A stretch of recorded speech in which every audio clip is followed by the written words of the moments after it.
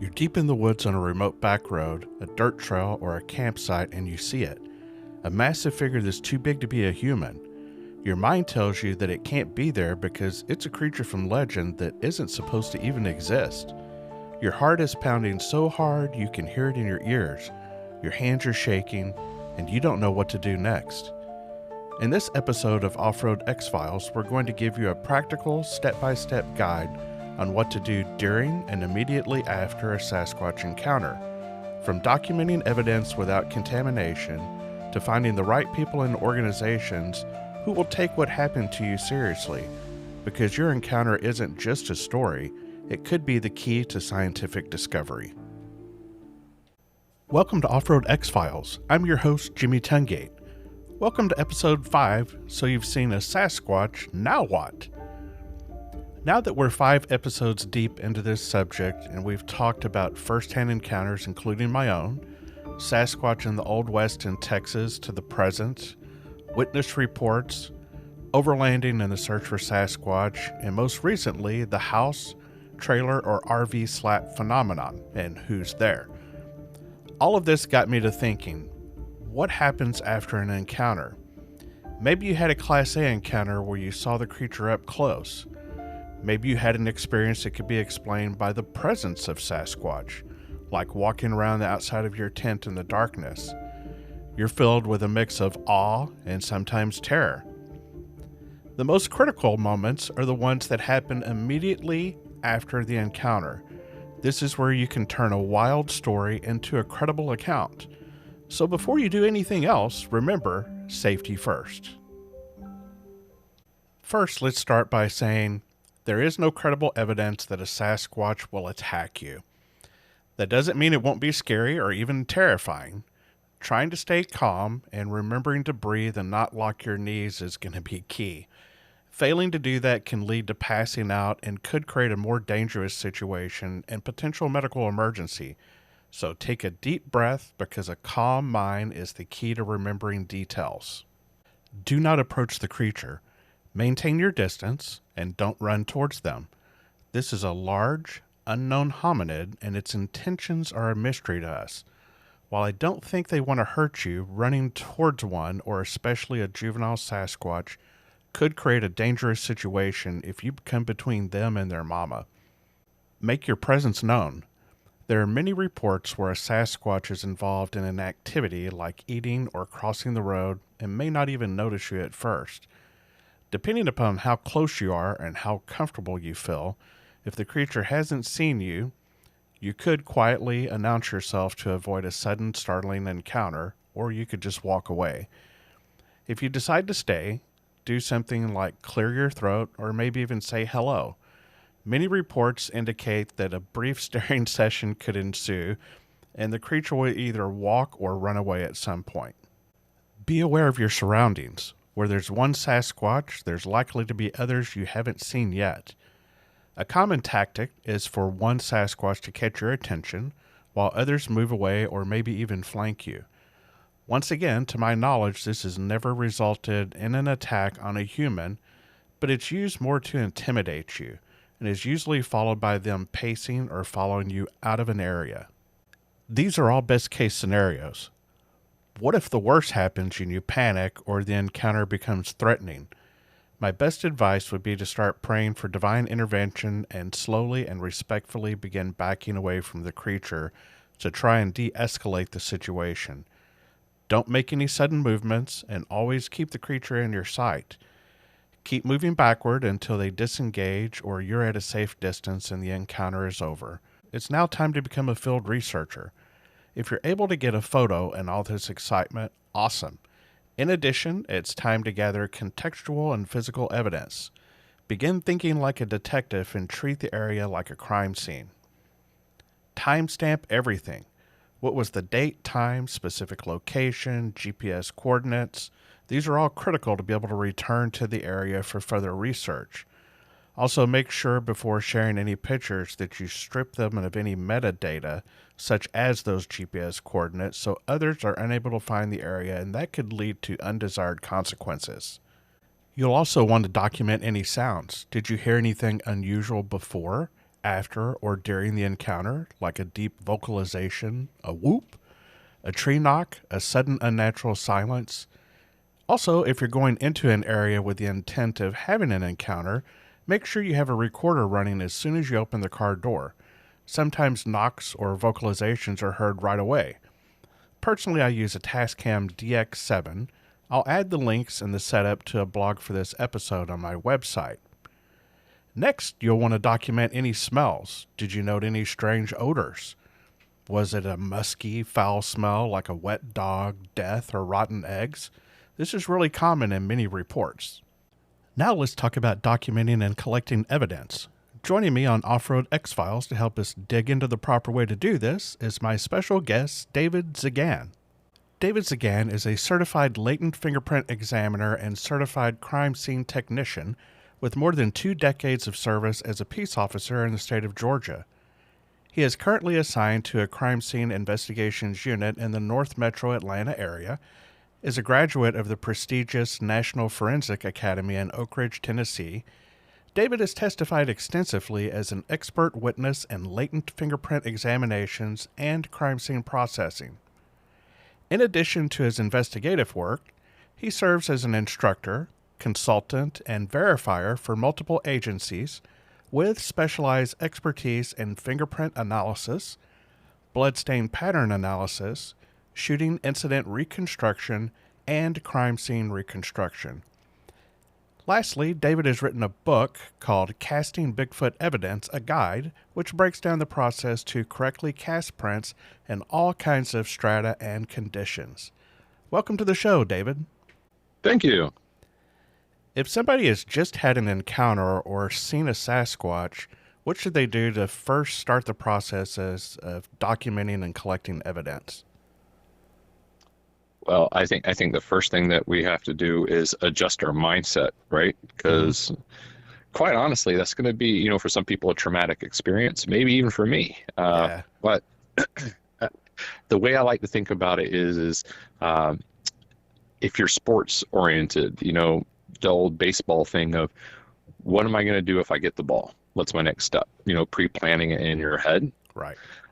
So honestly, it's easy to forget that too, when you're just out doing things and you're not expecting it to happen. But honestly, the first thing you should do is stop and breathe, calm down. Yep. I would wonder about safety too. I don't know, but apparently the history is there's nothing to worry about apparently. But you need to kind of visually mark where you saw it. And you need to approach carefully, because just because you saw it leave in one direction doesn't mean that's how it got there. So you're going to have to worry about contaminating your scene just approaching the area where you saw this. And so that means a careful approach while still keeping an eye on where you saw this thing. And that can honestly take a while, depending on how far away it is. So you might want to start considering, something that we would do, once you get into a certain distance, maybe about setting up a perimeter, because a lot of times we're not by ourselves, when we're out doing these things, and the last thing you want to do is yell, "I just saw this thing," and everybody come rushing in and destroying everything, because you don't know what direction it went, or how it got to where you initially saw it. So there's the key thing right there, I think, would be the biggest deal. People running in could be stepping on footprints, other evidence, absolutely, and completely destroy it. So what you're saying is, like I'd mentioned earlier, earlier in the program, is you want to treat it like a crime scene, and you want to keep it pristine. Exactly. An example for me, or how we would handle, say, a homicide, say we're walking through the woods and we come across a body. Your first reaction is to yell, "Hey, I got it over here," and everybody comes running. So how we handle that is, "Hey, I got something. Everybody hold your place, hold your position." and everybody, get back behind me, and then you turn around and you actually start marking yourself how you got to that position, and we'll create like a row, like a row of flags of where I walked, and that now becomes the path on how we get to that body. That way we're not contaminating everything else. And then we'll set up a wide perimeter around it, and we'll take one or two people, and those are the one or two people that are going to be doing the, I don't know, how do you say it? Basically the search, for more evidence directly around that. While we have a designated area where everyone else is now staging with equipment, supplies, things like that. That way we don't have everybody traipsing through, which is really hard because I know everybody wants to see. Yeah. Right. Especially if you found a footprint for something, as elusive as a Bigfoot, everyone's going to want to see immediately. But protecting that scene right from the get-go is really paramount, especially with, what day and age we're in with this type of investigation. So it's not like CSI where everybody comes into the room and starts poking around. You really need to control it. I would say even in a house situation like with us, 2 CSI guys are the only people inside an entire house until we have done our overall photographs and done initial documentation of where everything is. And once we decide where we think it's safe for someone to walk, we may go get the detective or supervisor and give them an escort through to let them take a look around. Because right now we're in control. We have everything. It's ours. Even supervisors can't just walk in at this point. So, and that's kind of how we need to be doing this in the Bigfoot research if we want to start being taken seriously. So it sounds like there are a lot of principles and standards that apply from crime scene investigation into investigating a Sasquatch encounter. What are some of the key parallels? So honestly, I think we should be treating like if I found a footprint and we think it's a Sasquatch, that's a big deal. Technically that should be like worldwide news, right? Mm-hmm. I mean, that's a big deal. If it's truly an undiscovered primate and there is a footprint there of that, that's a huge deal. I mean, but unfortunately right now we're treating it like, souvenirs. But as far as the protocols and the standards, like you're talking about, there's so much that goes into documenting and doing all of this prior to casting that we're skipping, which basically makes the casts, kind of null and void and more just souvenirs. So one of the biggest things that we have to do, like I said, first is secure the scene. The first thing that we do outside is we check the weather to see how much time we have, and so we can start prioritizing the things that we're going to do. Say a storm's about to come through, that may change the sequence of things we're going to do. Oh, absolutely. So the first step would be to kind of analyze the scene, the weather, the time, like how much daylight do you have left, to figure out what you want to prioritize. What are our resources? Do we need to go and get more? Are we able to secure this area and protect what we have if we do need more resources, as far as like lighting and, canopies, because weather's coming. And if we don't have those things, then we have to adjust. So if I found a footprint, obviously the first thing I'm going to do is I'm going to, skip the securing the scene part, but I'm going to mark it with a flag, and I'm going to give it an item number, because putting just a scale down, it gets lost in the overall pictures. So you gotta have a flag to mark it. And what we do is we'll put like just a big giant number 1, or however you're going to label it, give it a number.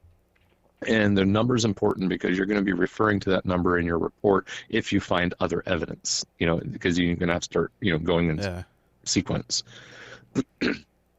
So once we've marked it, we're going to back away and we're going to start taking overall photographs. We got to put everything into context. And when I say overall photographs, I mean 360 degrees overlapping. So if I were to put all this together, I could make a giant panorama, a 360-degree photograph showing everything. And in every single photo, that flag is in that picture somewhere. So we can put it into context. And unfortunately, people don't like that because, sometimes you find a footprint in unexpected places that make people think that, a Bigfoot would not be there because of that. Right. Well, but it is what it is. You don't get to pick where your evidence is found. Right. So we do the 360-degree photographs to put it into context. And that's what we call the overalls. And then we go to our mid-range shots where we get a little bit closer. And now you're starting to show things like, relationships, say that footprint's near a log or that footprint's near a certain tree.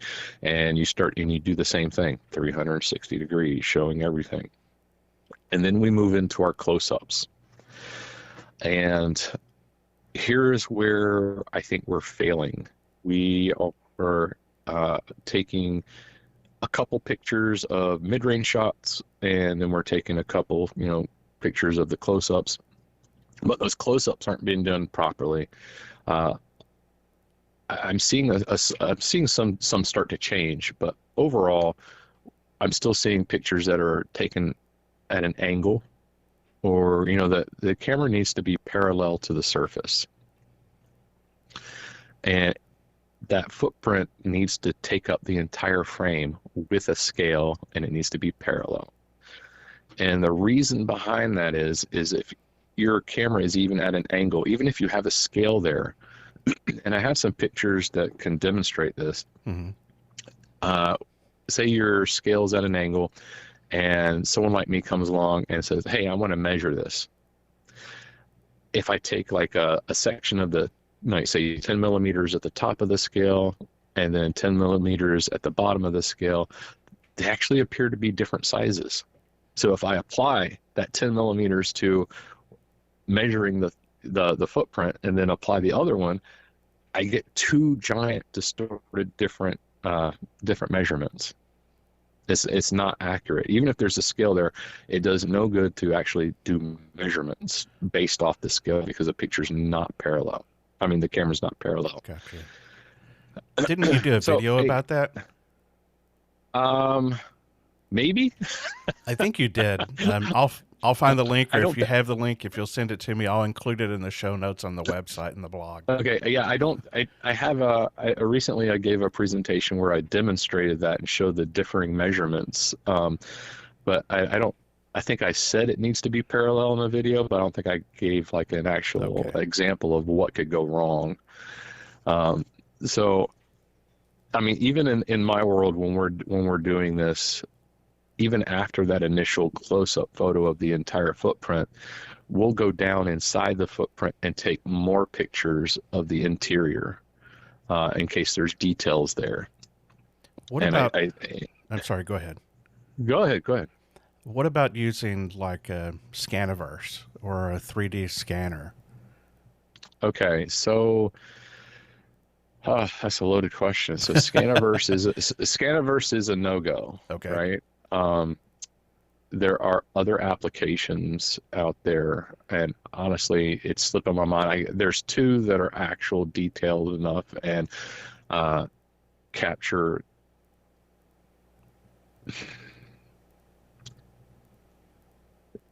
So recording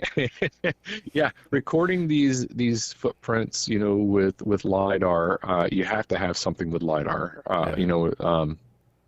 You can't use photogrammetry. That's going to distort everything. We attempted to do this in our lab using Scaniverse, and it actually changed the details. Ooh. So that's not good. It's good for souvenir type stuff. Not good for like forensic work, like if we were going to take it to court kind of thing. Okay. And we have there's some paid for versions, and I met someone at the Land Between the Lakes who told me of another version. They actually scan footwear. They work in the footwear industry. Mm-hmm. But these programs are only working on iPhones. You know, like you can't use an Android to do any of this. You have to have the LiDAR. But Scaniverse, we thought it was going to be like a quick fix for small things, and we had to quickly abandon it because it was we could actually see our scales like slightly bent and askew. You know, it wasn't putting the information together properly. Well, it's great to know I can remove that from my phone now. But what people aren't noticing is, you know, we're looking at stuff like grass and dirt and mud, so we're not seeing the changes. Yeah. So what we did was we put scales up on a flat surface and just threw something up there and, you know, did it, and we could see our scales were getting changed or bent or not put together properly.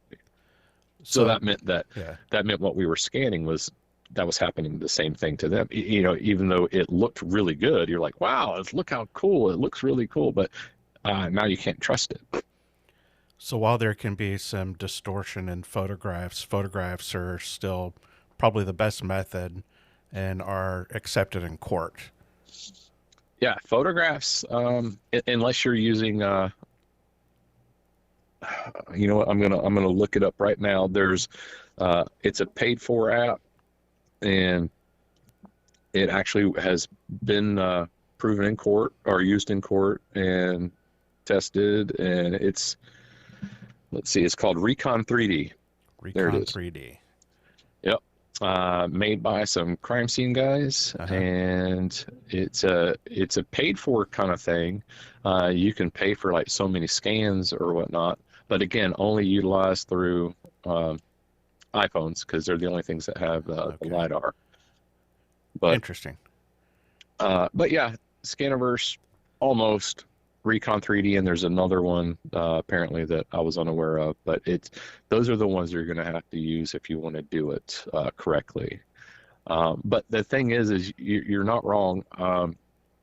Creating the scan, unless you have the proper software or someone to analyze it, you're still just collecting.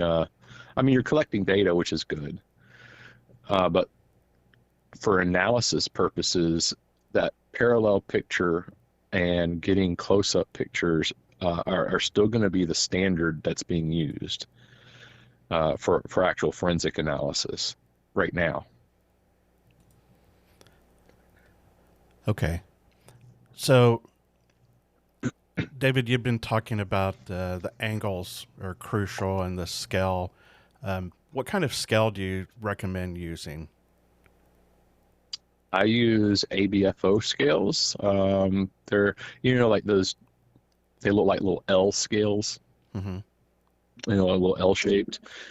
Excuse me.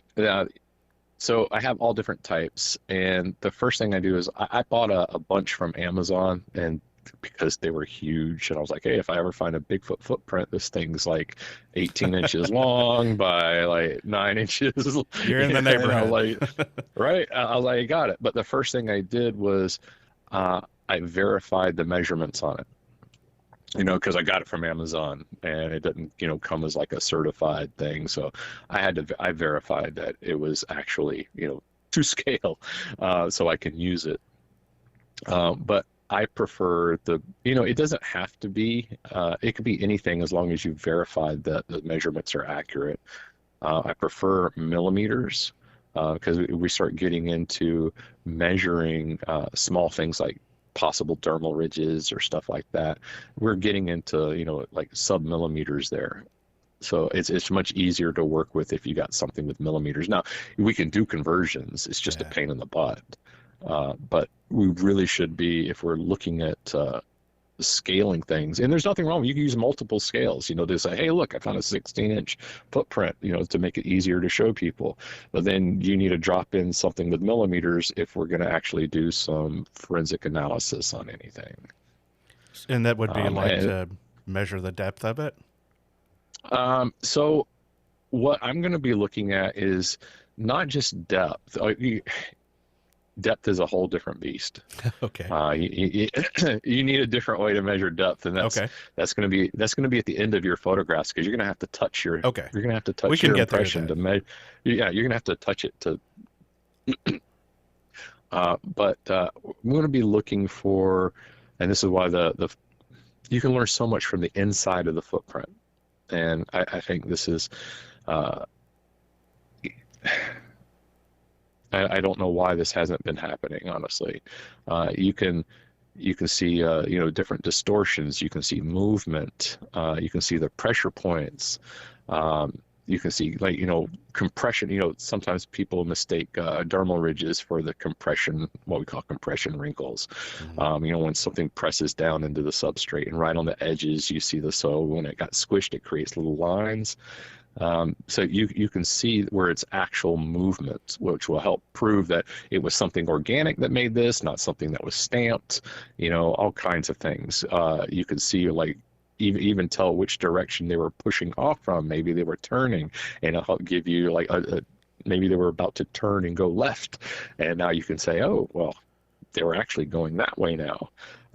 So there's so many things you can learn from the inside. And that's why we don't take just like a singular overall.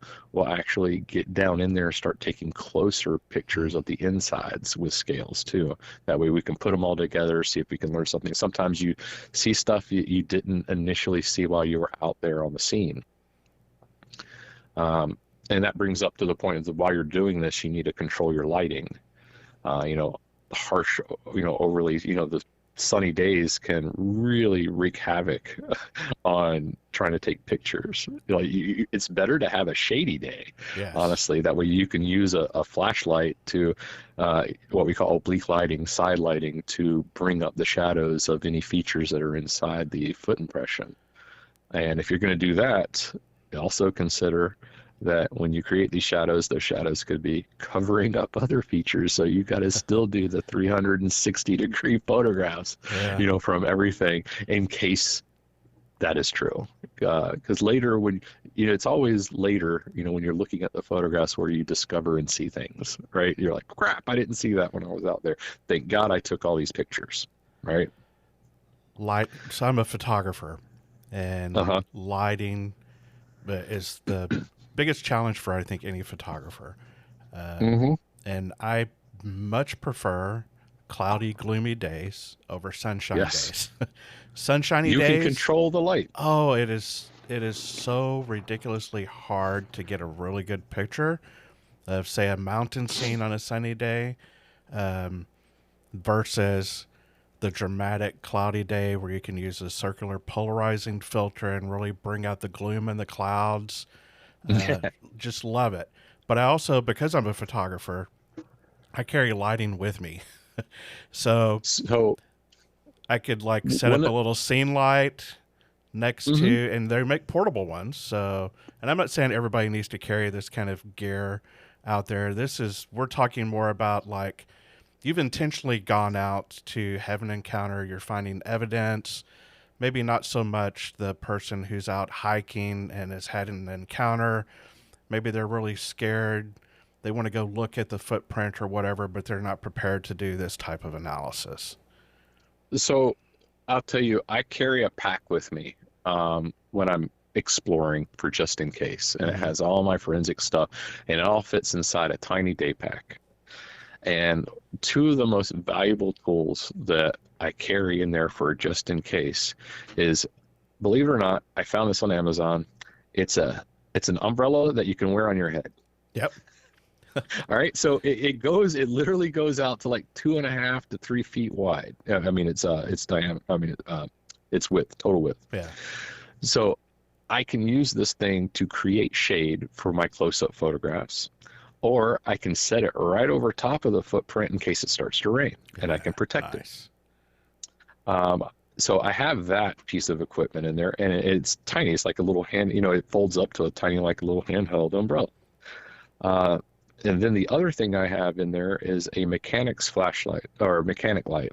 It also folds, originally designed to magnetically attach to the underside of a hood of a car, but the light itself, when it folds out, is a long strip of LED light.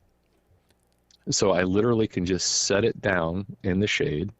And I can use my umbrella to make shade and then set that light down on the edge of the impression, and it casts an even light across the entire impression. Nice. So it's not like a flashlight kind of thing, where it's a hot spot. Right. It's a nice even thing.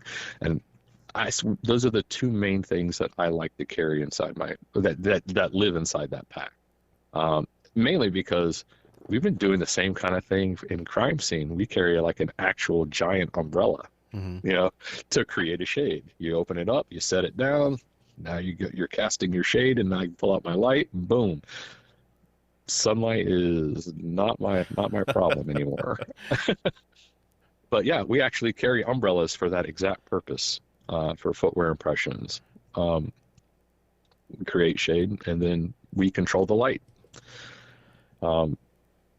It's a necessary thing. Yeah. So we've talked about kind of how to go into a scene, analyzing it, being very careful, keeping it pristine, not having everybody rushing in, Right. locating evidence, how to approach taking photographs of the scene, how to approach taking photographs of the print itself. So what comes next? Yeah, what comes next? Are you going to start casting? Are No. you looking for other evidence? What do you do next, David? We're going to look for other evidence first. Make sure we haven't missed anything. Yeah. If we're lucky enough to have a second impression, then we get to make a decision. And this is really cool. We get to do a quick analysis on which impression is better, and we have some decisions to make. Are we going to cast both? Or are we going to cast the best one and use the other one for DNA analysis? Ooh. Right? Yeah. Now, if you find a singular one, so the DNA one means you get to collect a larger sample, right? If you're going to, which I would, no matter what, if I had only a singular one, during that photographing, those close-ups, I've been using a light to find all types of, those little details that we're hoping to get. Mm-hmm. So I'm going to document me taking a sample from the area that's least likely to offer any type of evidence. You make a decision. I was like, I'm not leaving without DNA now, right? Nowadays, I'm not leaving without DNA. I'm not casting first. I'm getting DNA sample first. Mm-hmm. And I'm also going to get me some control samples from outside the area, which is why it was important not to contaminate your area. Let me ask you a question. Because, yes. So, for the audience, why? Mm-hmm. Why would you choose DNA over a cast? Why is it important? DNA is... So many things can go wrong with casting, which is why all those photographs, all those detailed photographs of all the different lighting samples, why that's important. They go hand in hand with the cast. You got to prove your provenance of where the cast came from, Mm-hmm. right? But literally right now, I'm not aware of anyone else but myself who's looking at dermal ridges, friction ridges, and stuff like that. So where are you going to send this for analysis? You have it costs money. Darby Orcutt's doing a large study right now with this eDNA thing. I think, honestly, if short of finding a body or a real sighting, which is going to be hard to prove with video because of AI and everything, DNA is going to be where it's at. I think honestly, that's where it's going to be. I mean, the only way I'm going to be able to say anything definitive is if you give me like a, big 16, 17-inch print or cast, and with all the properly documented photos, and I'm able to trace, dermal ridges going from one side to the other, and I can definitively say, hey, this is something. Mm-hmm. Right. And that's a big ask, but and then DNA, what does that even mean? Like, really? Yeah. I mean, because there's people out there, it technically doesn't prove anything unless you have other evidence, like circumstantial evidence to go Right. along with it, right? To And build a that has to be case. yes, that has to be documented as well. Yeah, you're building a case because you are going to be scrutinized, right? And if you haven't done it properly, you're just going to get dismissed. So yeah, I think DNA is where it's at. And the reason we're taking control samples is we're looking for the difference, right?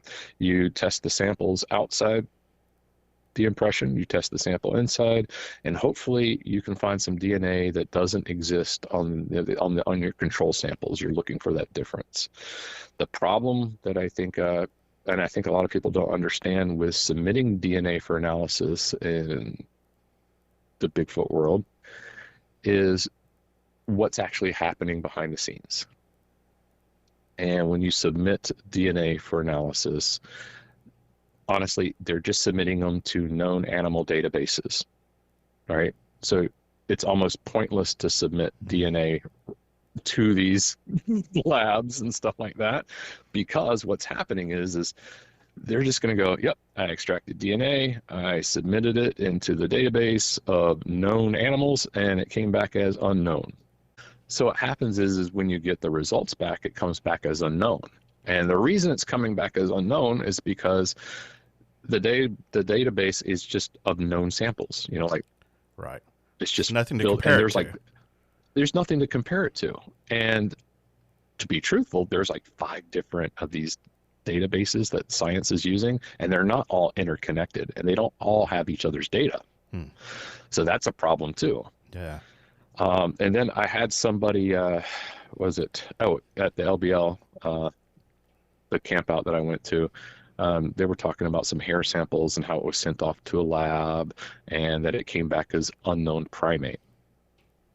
That's something else that we have to be careful with using, because some of these labs that do testing for these things, you need to find out what their definition of unknown primate is. Yeah. Because it turns out that some labs use the term primate interchangeably with human, because humans are primates. So if the sample was so degraded that they weren't able to differentiate between a human or, monkey or ape or whatnot, and it was so degraded, but they could only determine that it was primate, they're going to put unknown primate, and human is linked in with that. So if you actually do get a sample back or a report back, which I have yet to see any real reports, by the way, but if you would actually get these back, you need to ask them for their definitions of what their findings were. When they say unknown primate, don't run with it. Go, oh, stop. What's your definition of primate? Because it may surprise you on what these definitions are. So you have to be careful. But I've asked a lot of people for, when they've said, we have this sample, I'm like, what lab did you use? And can I see the report? And I have yet to get anything back, which is disheartening. Yeah. So I'm not saying that they're lying. I'm just saying it's disheartening because I haven't gotten anything back. And I'd love to know what labs they're using, because we can't seem to find any labs that do this kind of testing that have actually done that testing. If you will.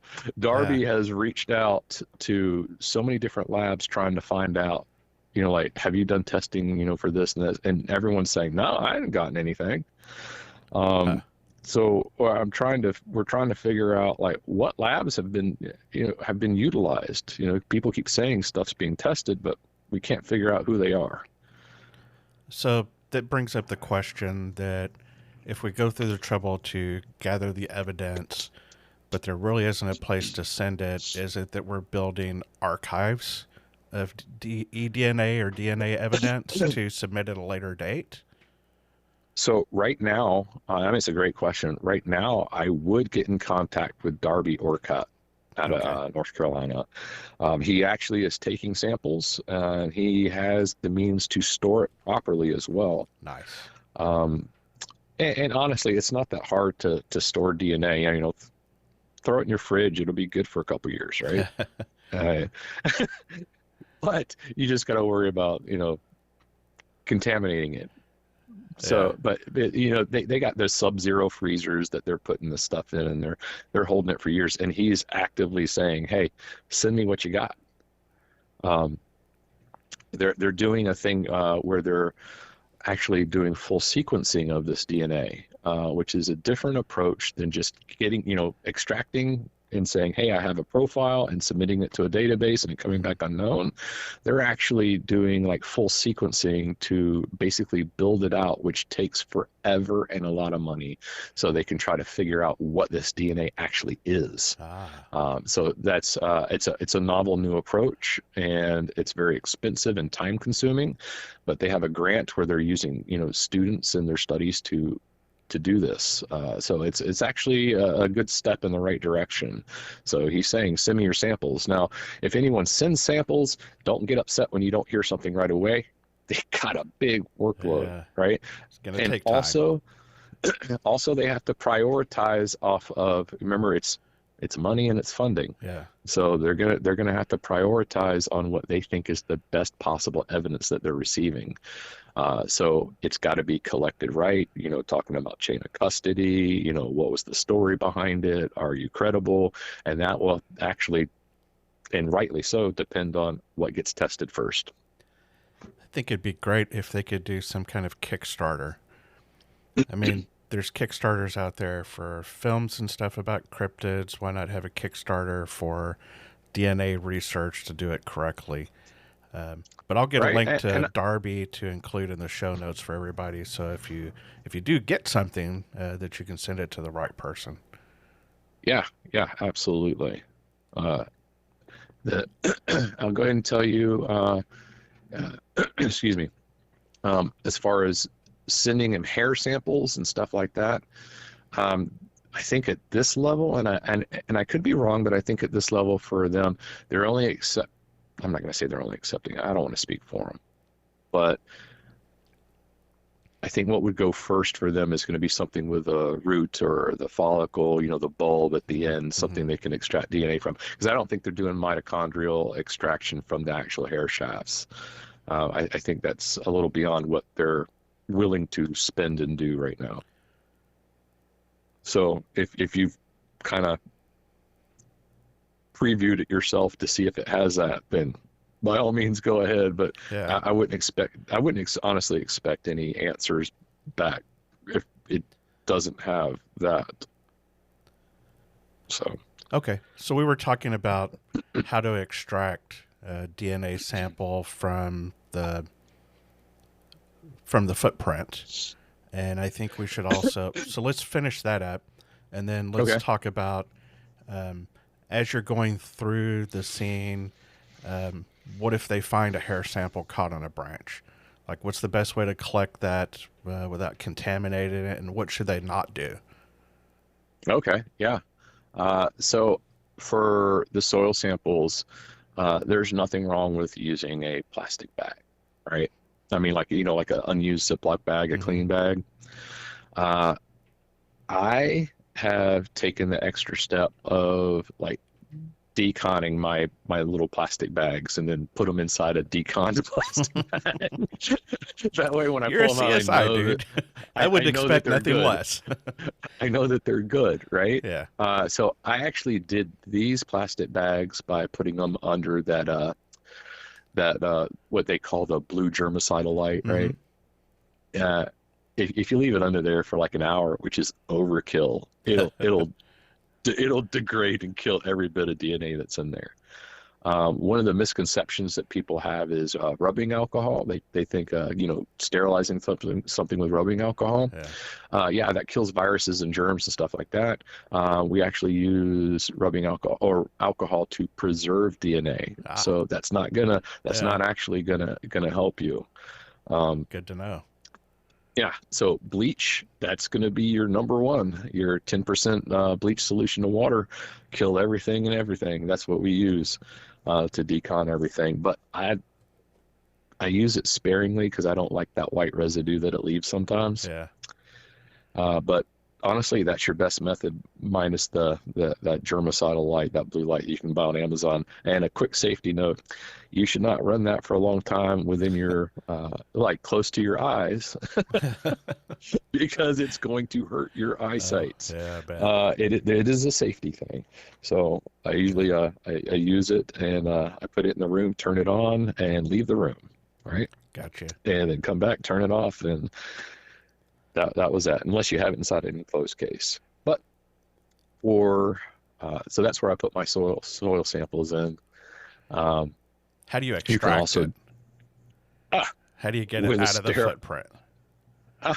just a sterilized little spoon. Okay. So like Yeah, a spoon from your anything that can house pick that you've soil. sterilized in 10% Yeah, bleach and okay, cool. absolutely.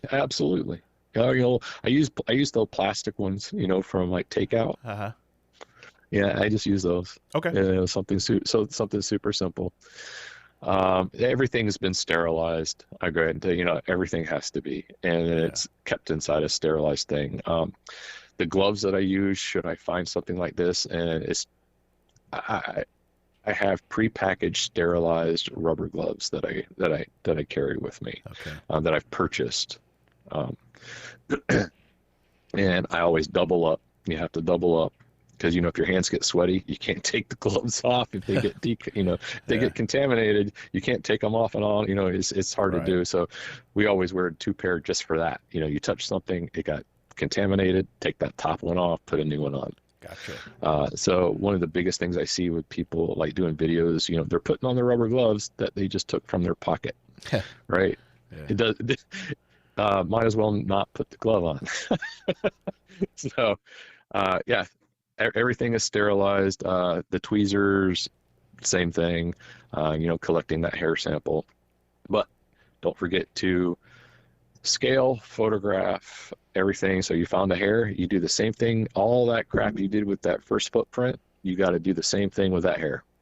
Overall, scale, mark, all over again. So right where the hair is before you remove it, you want to get pictures of it at scale. At scale. But I also want you to put your evidence marker there somehow, your flag stuck to a tree somehow, whatever you're doing. And then now you got to do your 360 degree, your mid shots, your close-ups, and now you got to put it in relation to that other evidence that you found. And that's usually where those mid shots are, to help put it in relation, that relationship between the two, to show how close that evidence was to that. Because now you can link them. So now if you have a footprint and you have a hair that comes back to something, now you have a link between that foot impression and that hair, or the hair and the footprint. So now, the evidence level, it just keeps going up and up. Yeah. So yeah, you got to do it. It's a lot of work. So yeah. Okay. And we hadn't even casted it yet, right? You're going around and you're taking your pictures. You found a hair up. Time to restart doing everything over again. Keep checking that weather, because you might have to say, oh crap, I need to take that soil sample now, and get the casting started. Rain is really not such a big problem with casting. It's about the rain is hurting the impression, because you can cast in the rain. It's mixed with water. It's a non-issue. It's just preserving that footprint, because once it's in there, it's not that big a deal. As soon as that thing starts to set, who cares if some rain gets on it? Might help wash it off a little. Hey, we did a Citizens Police Academy where we have teens come in, and we get the fun part of doing casting with them. And we actually had a thunderstorm roll through right after we poured. And it did not change anything to any of the cats. Nice. It was beautiful to go see. Yeah, that's good to know. Because they're like, oh crap, it's gonna rain. I'm like, okay, let's just pour. It'll be fine. So the takeaway here is, if it's gonna rain, so what? As long as you get it poured before it starts. Yes. Because you can't skip the documentation though. It doesn't take long to, if it's like about to really start, you still got to get some pictures. Yeah. You still got to get some pictures, you need to have something with you to protect that impression from the rain while you get your pictures, and take pictures of the little umbrella over top of it and just notate, had to cover it up, because it started to rain. And that's why there's an umbrella on the ground. So what if they find some scat in the scene? How would they collect that? Well, first, I don't know too many labs. Our own state lab won't take feces, man. So good luck on finding someone who will actually test it. Okay. If you want to collect it just as a souvenir, again, like everything you find, you're going to have to photograph the same way. I'm just going to keep repeating that over and over. Yeah. How you're going to collect it, it's biological. You don't want it to mold. It's going to have to go in paper. Right? You don't put it in plastic. You put it in plastic and seal it.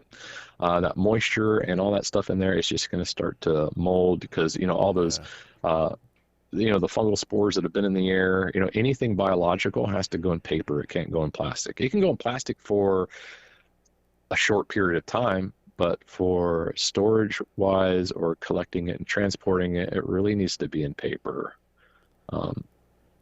I mean, we have the same issue with stuff, in my job. People put stuff in plastic, and then they go to open it up, 2 months later, and it's covered in mold. I mean, it happens. Yeah. So if we're talking about preserving something that we're trying to, prove an undiscovered species, then at least take the time to go, hey, this is biological, let's preserve it properly and put it in paper. But as far as picking it up, put on your sterile gloves, grab a hold of it after you documented it, and put it in a paper bag. If that's what you want to do. Well, I think what I would be really interested in from something like a giant log leg by Sasquatch, to be a little crass, is like, what's in it? What were they eating? Things like that. Isn't there some kind of scientific analysis that could be done that could help in documenting, but not necessarily send it off to a lab? Yeah, I think that's going to be some type of wildlife biologist who's going to, who's had prior experience with doing that with, like, other animals, like, bear and elk stuff they're tracking. But like forensic labs, they're not going to touch it. Yeah. It needs to go to, someone who specializes in that kind of thing. So go over to the wildlife biologist. It's worth collecting. I don't think it's a lot. I would say so. Yeah. I mean, you make a great point. I think that's a very valid point. My mind went straight to like crime scene and stuff like that. I was like, what DNA? No one's getting DNA from that. Totally skipped over what was in it, because I was like, nope, we don't do that. Bye. No, that's a very valid point. Yeah, absolutely. I mean, you might even just do it yourself and see if you recognize anything in there. Pick through it, look for berries. Yeah, it's fun to do with owls, right? I mean, see little skeletons, bones, and so we've looked at footprints. We've looked at hair samples, possible scat. What do you think is like the number one thing that's overlooked that could be evidence? Honestly, it's the photographs. People are jumping the gun. I know it seems so easy. It's such an easy remedy, but everyone gets tunnel visioned. They get excited, their emotions run high, and they want to get that cast, man, so they can hold it up and say, hey, look what I got. And they only take like a few photographs and think that that's good. I mean, you don't know what you don't know, right? I mean, but then when it gets posted online, and this is kind of how I got started, I was like, well, I happen to be specializing in dermal ridges and the distortion and understanding, how to look at things when it's being deposited and understand what's happening while it's being deposited. And I'm like, oh my God, I could apply this to Bigfoot research. And I started looking for, I didn't know at the time, I started looking for footprints online that had dermal ridges. I thought it was going to be, just Google this and I'll find it. And what I found was all these horrible photographs. And this is realistically what happened. I was sitting at my desk, literally clicking the little arrow going, next, next, next, because I couldn't find any good photographs taken the right way that I could look into. Mm-hmm. And then it dawned on me that, oh my God, this is why science people are not taking this seriously. I legit could have just clicked by several real Bigfoot impressions, but it wasn't good enough for my standard for what I was looking for. Mm-hmm. So I was just discarding it. And I was like, wow, these people legit could have photographed something real, but no one's paying attention, or the right people aren't paying attention, or in my world, the right people, right? Yeah. Everyone in Bigfoot community seems to automatically just applaud and say good find, no matter what you put up. But for someone like me, I was skipping past a lot of stuff that may have been real. And I was like, well, how do we fix that? So, because I don't get out as much as like you do and the other people, but I do have people sending me stuff. And I was like, well, if I could get the word out on how to do this, maybe they send me something good one day because they did it the right way. So that's kind of how I got started, hoping to get the good stuff sent to me so I could analyze it and look at it, since I don't get to be out there in the West Coast like you guys looking at all the cool stuff. I'm in Georgia, right? So now North Georgia, I'll tell you, I've had some experiences up there, but I can't say that it was Bigfoot. I can just say they were experiences. Yeah. So in the scheme of things, what does finding a footprint and casting it really mean to the community or to science? So for me particularly, most people would just say, it doesn't really mean anything. For me, what I would be looking for is, traditionally when we say, I found a 16-inch footprint, and it has dermal ridges. For my profession, if I found a 16-inch footprint, and it had that extra width that we're always looking for in a Bigfoot footprint, right? Something that we can prove was made in one deposition. So say I have dermal ridges that I can trace from one side to the other on an exceptionally wide footprint that's like 16 inches or 14 inches. Doesn't not have to be 16, but even 14, but we got this super wide footprint.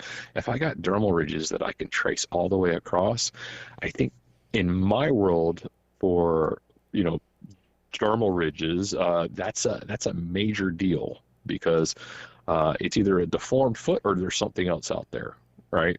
Because humans don't have that proportion naturally.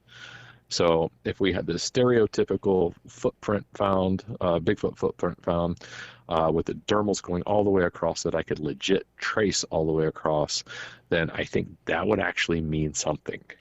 To me, anyway, and it might even dumbfound some of my colleagues. Be like, "What the hell is this?"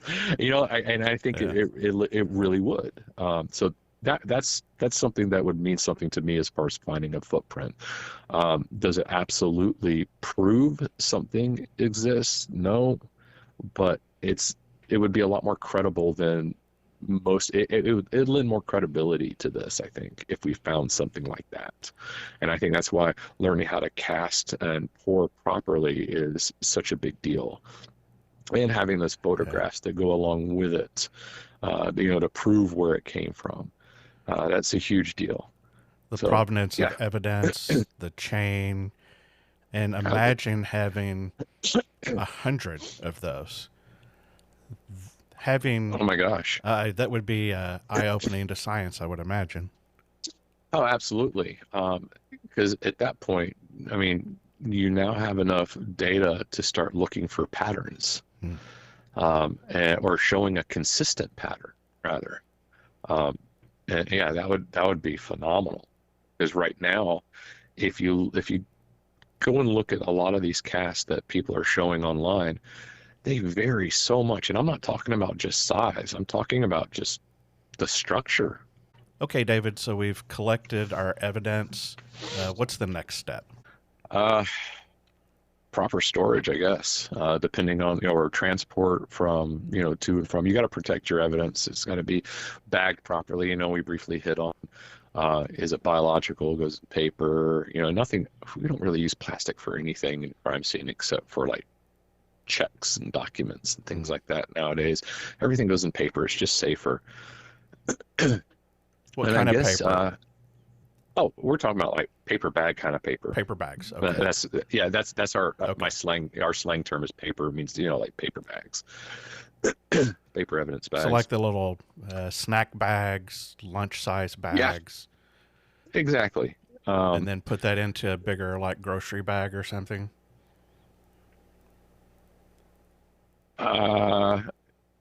As in collect like what? Like if you collected like hair or something. Yeah. So like say you have hair, you have scat, things like that, and you've put them into bags. Yeah, I could see double bagging scat, but it's not necessary with paper. Or necessary with hair. So what would we do next is we'd actually, you've already photographed it at the scene. We're gonna secure that bag, right? We're gonna put all the information, the item number on it, date, time, who collected it, all that's going on that bag, and then we're gonna seal that bag, and to protect it. Now, if you need to do analysis on it later, here's the kicker where we talk about chain of custody. So say the police department, a uniformed officer collects something, he puts it in a paper bag, he's taped it up, he's initialed those, those seals to show that he sealed the bag, and then I get it. I actually don't break those seals. I open the bag from the bottom or from the side, and I create a new opening. And each time that bag gets opened by someone, it gets opened in a different spot, because we're going to reseal it. So when you see a bag, you can actually see how many times it's been opened. So you got your chain of custody. You got a report for each time that bag has been opened and analyzed. And then when I seal it back, I'm taping it up and doing it. So now you can go, oh, well, this bag's been opened twice. Oh, this bag's been opened 3 times. Let me look at the reports that go along with that. Right? So there's a clear chain of custody of what's happened to that evidence. So that needs to happen as well, because if you're just going to long storage is fine, but if you're going to take it home and open it from a different section, and now you're doing a report going, I sealed it at the scene, I brought it here, I'm now doing the analysis or taking more pictures in a more controlled environment, but you need to document it that way. It's just transparency. It's kind of like a fail-safe kind of thing. It's just proper habit, honestly. So I guess, and then you need to decide ultimately, what are you going to do with your evidence, right? Yeah. Are you sending it somewhere? To what end? What are you planning on doing with it? And that's a tough thing, right?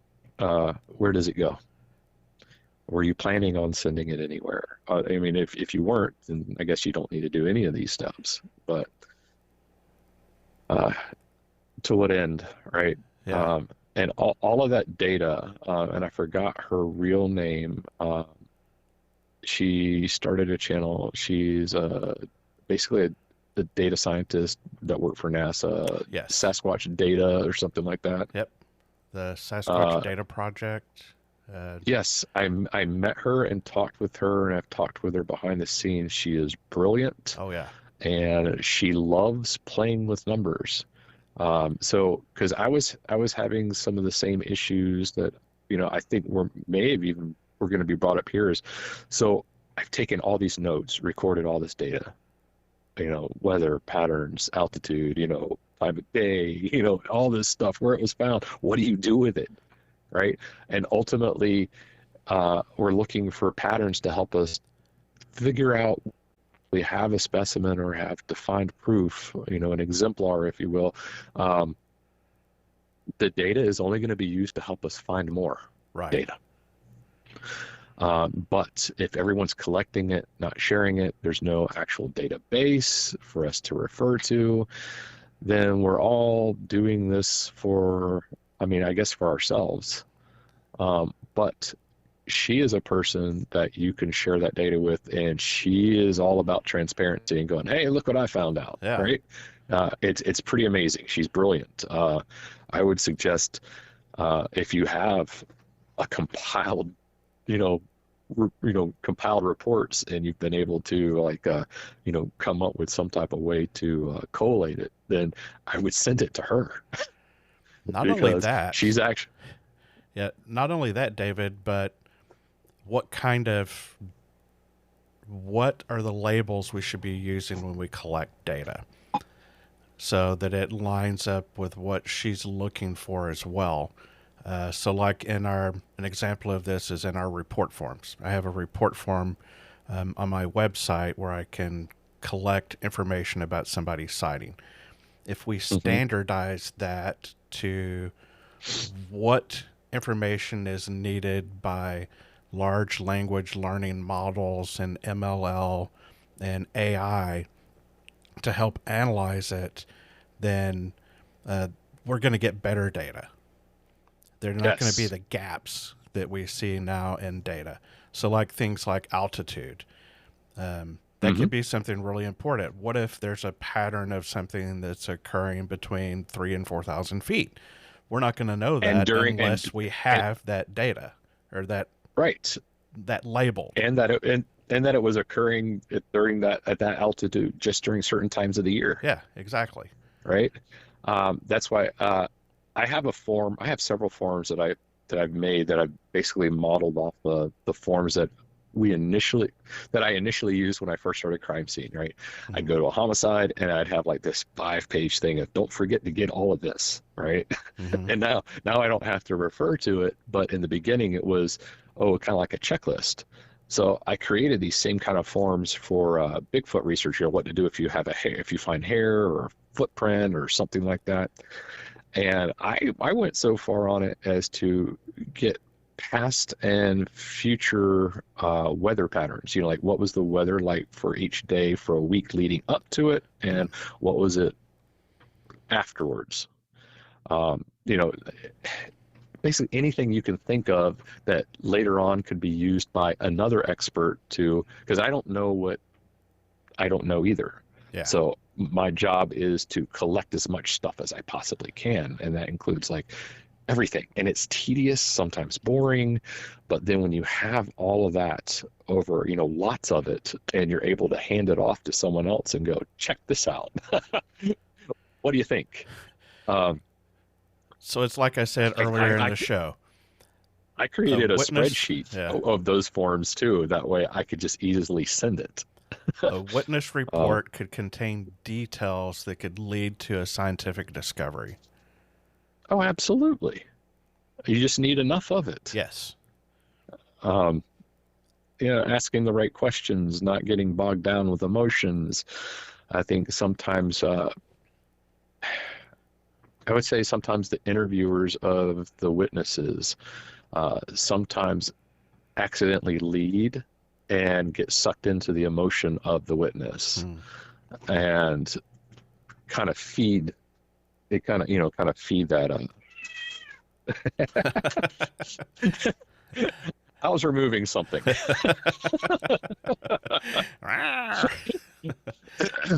But yeah, I see it all the time. The interview starts off good. The witness gets emotional, and then the interviewer starts validating them. Yeah. Because it's a human emotion. You want to help somebody. You want to have empathy. You see somebody like having a moment or reliving a moment, and you want to comfort them. Right. You can't do that, unfortunately. You just kind of have to let them talk. And when you do interject, you're not really interjecting. Rather, when you do talk, you just have to ask pointed questions. Yes. Open-ended questions to keep them talking. Yeah. But you can't go, oh yeah, I'm so sorry.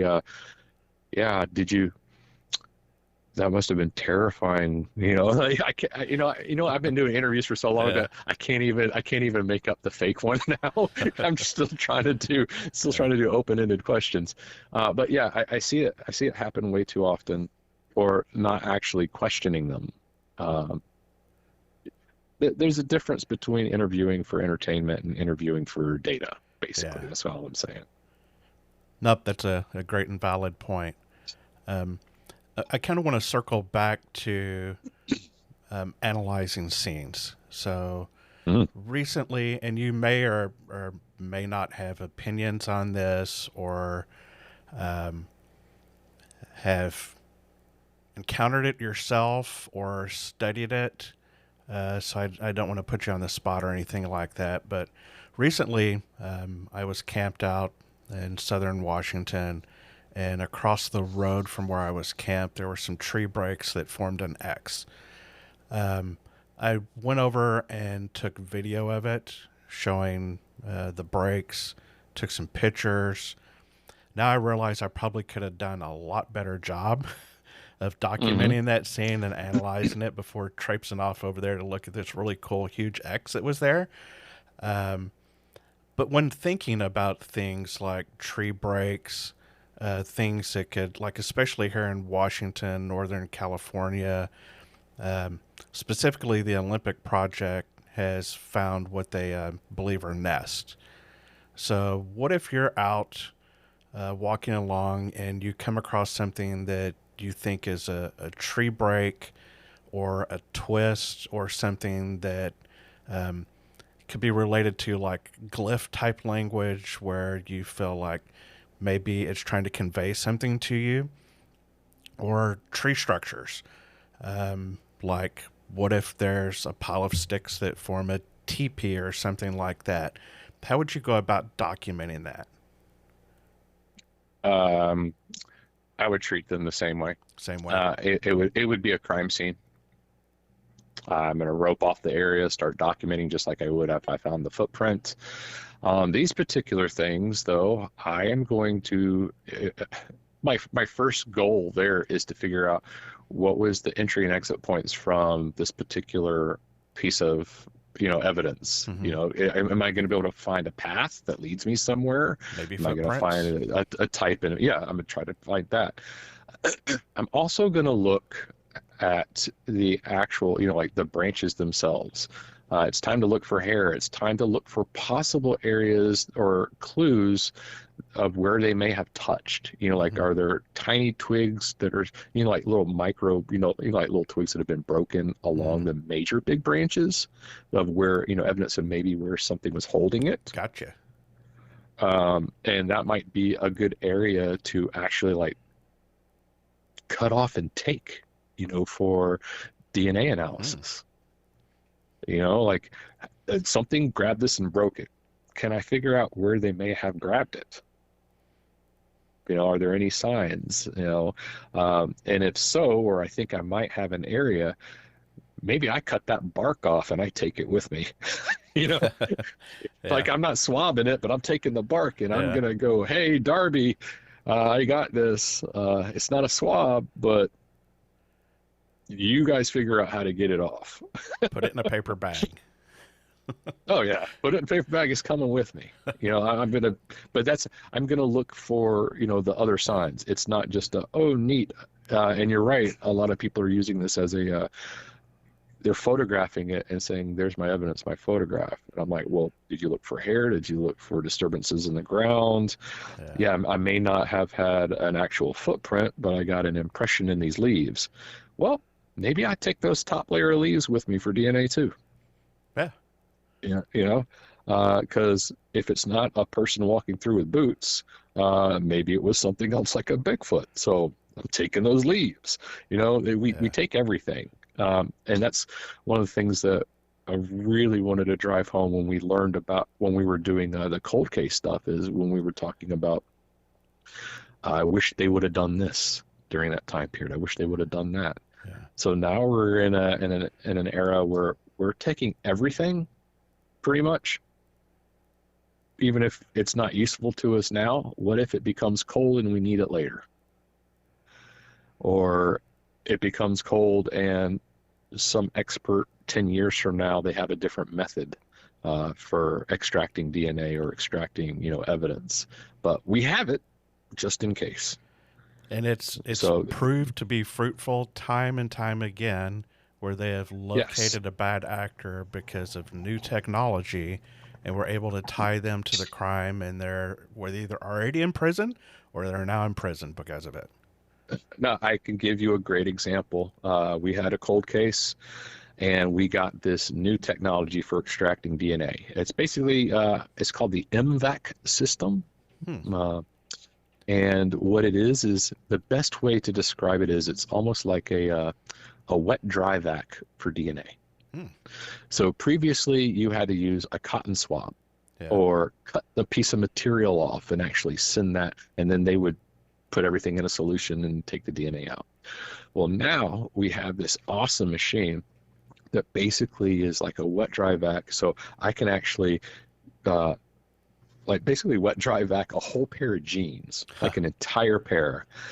And this sterile solution goes into the fabric, dislodges the DNA or pretty much everything. Yeah. And then it goes through a filter. And then we take that solution and we put it through another special filter. And it basically concentrates all the DNA Wow. right into the middle of like a dime-sized filter. So every piece of, everything that we extracted from an entire pair of jeans goes into like a size of a dime. And then we take that tiny little filter and send it off. Wow. Well, we were able to do that on a 20-year-old case and actually get a profile and get the person. Bravo. Good work. So, yeah, and that's what I mean by, and previously the genes had been tested, but by a swab method, which is still employed. But about using a sterile swab, you're legit only getting the area or testing the area that your swab touches. So it could be hit and miss. So to fairly say no DNA was recovered means no DNA was recovered on that swab. Not Yeah. technically the genes don't have DNA because it very well may be just in a different place. Just didn't pick it up. Yeah, and the swab's only getting the surface, whereas this other method is getting everything. It used to be we couldn't swab like a hard rock, like a rock or a brick, because it would just tear up that swab. Well, now we can just set that brick or that rock in like a tray and we can literally hit it with the solution and then suck the solution out of the tray. Like we just launched the DNA that way. So, technologies are changing and evolving. And so I would say when you're coming across something like that in the woods, look for things to collect. You never know. Okay, David. So we've collected our evidence. Well, we've gone through and we've um, done our analysis of the scene. We've taken photographs. We've looked at the evidence. We've prioritized. We've collected. We've got it bagged. We've got it stored. What should we do to further document it? Should we make a written record of what we've collected? Should we do that by video? What would be the recommended method of documenting what we have so we can always refer back to it?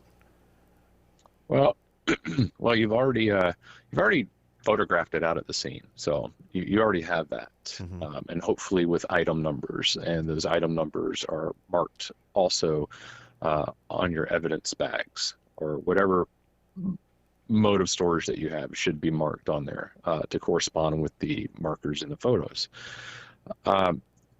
So hopefully, since you've done all this, you're going to write a report and you're going to have all of this also notated in your report. But it might not be a bad idea either if you're continually doing this to have a written record, like a spreadsheet or something, with case number, evidence collected, and then a backup of that just in case, something you can easily refer to. And what you're also doing there is you're able to see a pattern as well, if there is one. But nothing too crazy, just something like that would be fine, I think. Excellent. So we've talked about how important it is to have like a provenance of evidence and have evidence that, not necessarily submissible in court, but submissible to the scientific community. What are some of the, like maybe the top three mistakes that researchers or investigators make while documenting evidence that we could avoid to help propel our evidence to be more acceptable? So first and foremost, just like where I come from, transparency is key. And that's why all of those photographs that I talk about, it sounds mundane, like it's overkill. But if you don't do it in that manner, because that's the current accepted way things are done. So the people in the academic setting are going to be expecting to see that same kind of rigor being done in the Bigfoot investigations. Mm-hmm. And if they're not mirroring the same thing, then unfortunately they're also going to be biasing themselves immediately that if they're not doing this, then maybe they're skipping other steps, and it becomes easy for them to dismiss things. So I think that first initial, you got to photograph everything. And then two, while you're photographing evidence, even if, and this is so petty and stupid, but even if you're not planning on touching something and you have your hands in the photos, throw some gloves on just for appearance's sake. Oh, you know, yeah. It's so dumb. It's so dumb. But the first thing they do is, again, bias, right? You're like, oh, so you're traipsing around, there's evidence, there's your hands. Yep, they're not taking this seriously. And it's dumb because, and if you're not collecting anything, true enough, you don't need to be having gloves on. But appearances, they matter sometimes, depending on the level of education or of the person of who we're talking about, whoever's analyzing these things. Because honestly, I would just call you or email you and go, hey, were you collecting anything? No? All right, cool. Yeah. That answers my question. Didn't matter if you had gloves on or not. But I'm going to ask, if I saw a photo like that or something like that. But then there's the other thing, talking about mistakes that investigators can make is something as simple as, I'm going to video myself doing all of this. That's great. And then I literally watch a video of you pulling your gloves out of your front pocket. Right? You're missing the mark or just not understanding what the gloves are really for. A lot of people wear gloves because they're trying to protect their own hands from getting contaminated by something, right? But if we're talking about evidence collection, then that's going to be one of the big ones. The photographs, the contaminating things, or unwittingly contaminating, and you actually documenting yourself doing it, which is hilarious. But I would say the third biggest mistake, and I know, well, I can't say I know. That's a little overbearing, but the second walkthrough at the end of your investigation. So one of the things that we do as we're closing up shop and about to shut down the scene is we do a second walkthrough and make sure and basically go through the checklist of everything that we were supposed to have done the first time. We go through that checklist a second time and make sure we've gotten it. Did we forget to do something? Yeah. So we legit, on this one, we actually will go in with a partner, or if you're not with a partner, you go in with your actual paper checklist and go, all right, I got my photos, I got my evidence, did I leave anything behind? Did I forget to do anything? And you're literally going down the checklist of everything you were supposed to have done the first time and make sure you did it. And it's boring, but we'll actually say at the end, we're like, all right, ready for our second walkthrough? It's like, yep, let's go do it. Oh, so boring, but we do it as sometimes, honestly, sometimes we'll be like, crap, there's my ruler.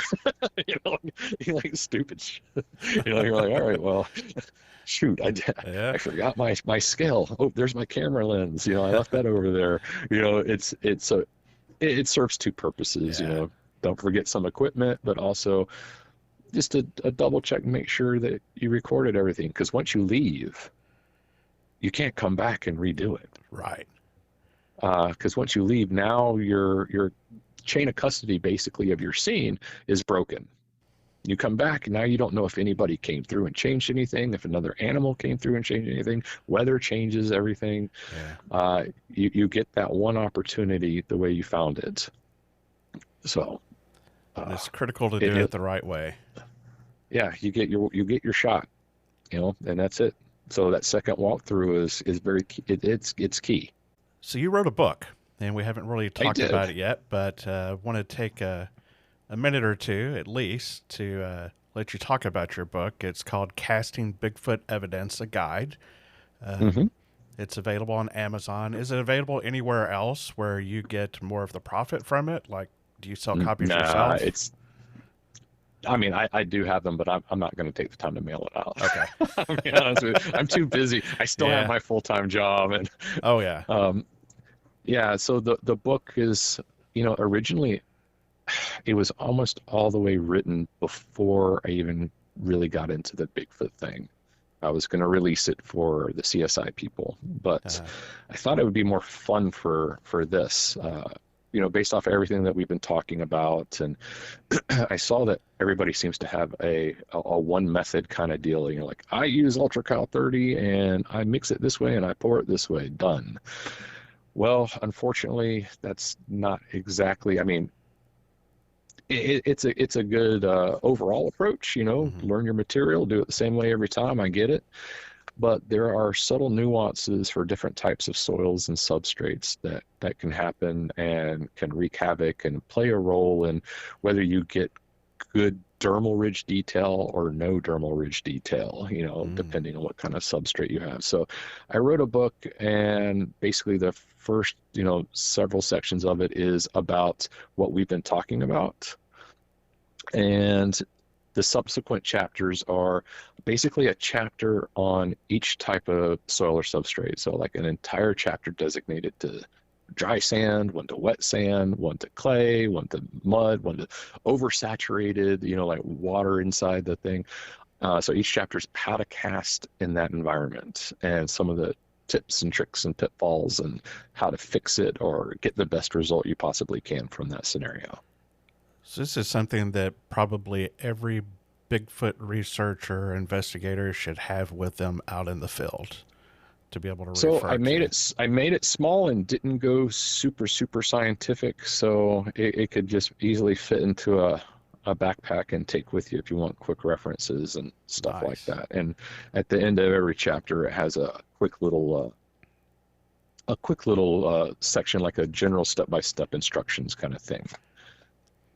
So to help you, if you don't want to like refer to like the whole chapter, you can go straight to the end and get some quick tips on how to do that particular soil or substrate. But yeah, all these things, it's not the same method every single time. Hmm. And just a quick example would be super wet. Say you got a super wet muddy thing. Pouring into that. Actually pouring into the impression is wrong. You pour from the side and let it flow in. But if you were to pour into that, it's actually going to start to change. The weight of that is hitting it and Hmm. moving it around. Or because of the water that's already inside that impression, you can get an uneven distribution of your casting material, which may flake later. You've seen casts where it looks flaky. Yeah. That's a result of an improper pour, because what happened is they poured it and there was too much water in there, or just on that part of the surface, and it basically sat on top. So it cured at a faster rate on the inside than it did on the outside. Mm. So there's tips and tricks that you can do to avoid that. You literally could use a sifter and sprinkle some, like a flour sifter, and Yeah. sprinkle some of your casting medium straight onto it and let it start to soak up itself and then pour. Ooh.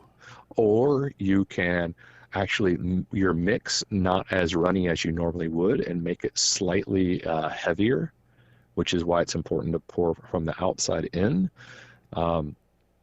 And let some of that water absorb into the mixture. and get back to itself. So you'd pour a slightly thicker mixture than you normally would into a wetter environment. It sounds like it would be heavier, but remember, it's not really any heavier. Yeah. It's all about how you insert that stuff inside. Um, and if you're concerned about like toe details and things like that, you can literally use something like a syringe, to like lightly put that first level in there first, and then put a second level on the top and let it adhere for, more support rather. But yeah, there's all kinds of tips and tricks you can do to get better pours. And that's why the photographs are so important, because sometimes the pores don't go right, and they can they can actually do damage to the original impression. So you're not getting every detail that you thought you were getting. And ideally, you're getting stuff from the cast that your photographs didn't get, and stuff from the photographs your cast didn't get, and they work together. Nice. But that's why I did the book. I was hoping, I saw a bunch of bad pores, lots of bubbles, weird stuff. And I was like, hey, man, we can fix that. That's easy. And why wouldn't we want to? Why wouldn't we Right. want to do it the right way each time, the right method, to make sure that we get the right result so that it propels our evidence to the next level? And even if it's just for a souvenir, you get a better souvenir, right? Yeah. So, So David, it's a win-win. Yeah. It's a win-win. how can listeners find you on social media? I also want to mention you have some really great videos out there on your YouTube channel about how to do some of this. Yeah. So pretty much everything is preceded with Bigfoot forensics, right? That's my brand. So yeah, YouTube, Facebook, TikTok, I try to do things. So the problem is I'm not as consistent producer of these videos and posts as I'd like to be, mainly because of my job doesn't allow me to be. Yeah.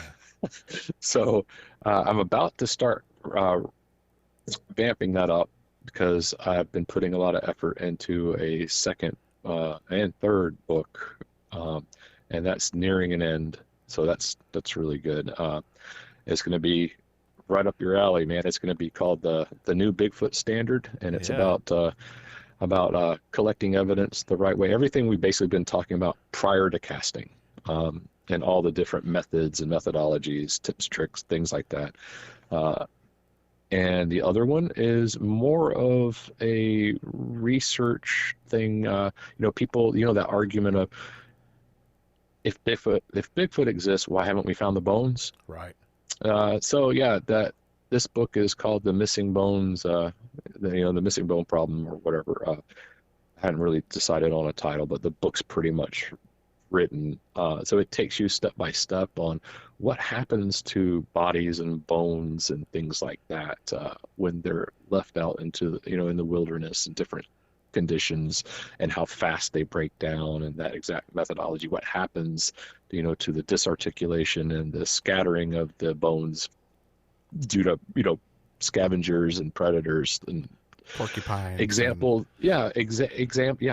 Porcupines, real world examples of where we were actually looking for missing people and didn't find them for years later, or never found them. And when we did find them, how they were like right there. Yeah. It basically just touches on, why we may never find Bigfoot bones, even if it does exist.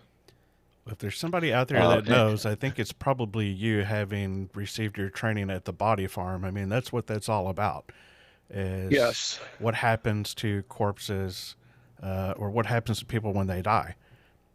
Yeah, that was I was really lucky to get to attend that, the National Forensic Academy up there in Oak Ridge, Tennessee, and they have several acres of bodies laying on the surface, just underneath the surface, in different types of conditions, like 8 feet down, 2 feet down, and we get to go there and study them and see how they decompose and how to excavate them properly. That was very interesting, quite fun.